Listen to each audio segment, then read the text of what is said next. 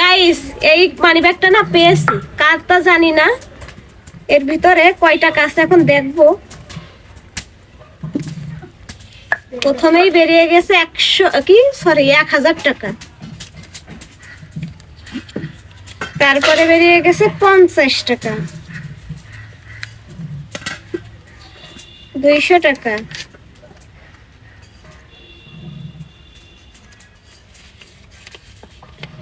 500 টাকা।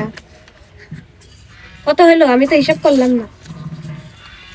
200 টাকা।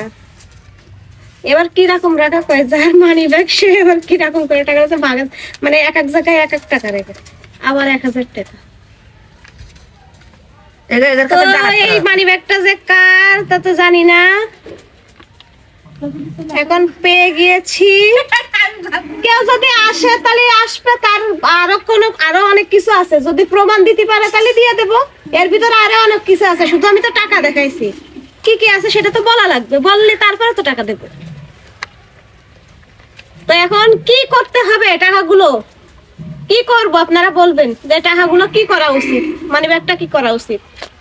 তো সবাই ভালো থাকেন, আপনারা বলবেন অবশ্যই কমেন্টে কি করা যায় বলো তো। আমার দিয়ে দাও, আমি ওই হোটেলে যে সব খেয়ে ফসা করে তো আছি। এটা করা যাবে না, আপনারা বলবেন যে এই টাকাগুলো কি করা যায়। ওই যে বললাম আমার দিয়ে দেবা, আমি হোটেলে যে ফসা করে দেবো।